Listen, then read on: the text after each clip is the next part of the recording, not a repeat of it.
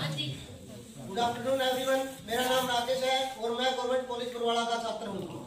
मेरा आज का टॉपिक है प्राथमिक सहायक में क्या क्या गुण होने चाहिए। प्राथमिक सहायक वह सहायक होता है जो किसी व्यक्ति को मृत्यु से बचाने में सहायता करता है। वो व्यक्ति किसी भी व्यक्ति की जान बचा सकता है। प्राथमिक सहायक होने के लिए प्रमुख गुण कुछ हो सकते हैं, मैं आपको बताना चाहता हूँ। प्रथम, प्राथमिक सहायक धैर्यवान होना चाहिए। उसको कभी भी कोई दुर्घटना देखकर घबराना या उसको जल्दी जल्दी में काम नहीं करना चाहिए, क्योंकि ज्यादा जल्दी में काम किया हुआ वो घायल व्यक्ति के लिए ज्यादा खतरनाक हो सकता है। दूसरा, जो फर्स्ट एडर होता है उसको मधुर वाणी का होना चाहिए। उसको आसपास भीड़ को हटाना भी होता है और उसी भीड़ से काम लेना चाहिए उसको, क्योंकि उसको फर्स्ट एड देने के लिए कई वस्तुएं सहायता होती है। जैसे किसी की हड्डी क्रैक हुई तो उसे पट्टी या किसी स्पोर्ट की सहायता होती है, तो वह आसपास खड़ी भीड़ से कुछ मांग सकता है, उनसे मदद ले सकता है। वहां पर खड़ी भीड़ को एम्बुलेंस बुलाने के लिए कह सकता है और वहीं से कोई दुपट्टा, गमछा या अंगोछा लेकर उस घाव को कवर कर सकता है। तीसरा मुख्य गुण जो प्राथमिक सहायक में होना चाहिए कि उसे इतना ही प्रयास करना चाहिए जितना उसे आता है। अच्छे ज्यादा प्रयास घायल को मृत्यु की ओर ले जा सकता है। और प्राथमिक सहायक को यह ध्यान में रखना चाहिए कि वो सिर्फ उसकी जान बचाने में एक सहायता कर रहा है, ना कि उसका ऑपरेशन कर रहा है।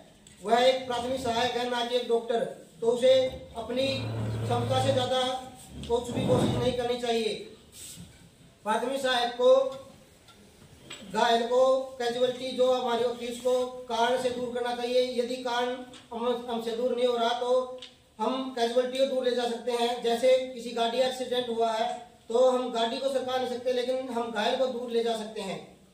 तीसरा, जो घायल सहायक होता है उसको घायलों को देखना आना चाहिए कि कौन से घायल को मदद की ज्यादा जरूरत है, कौन से कम।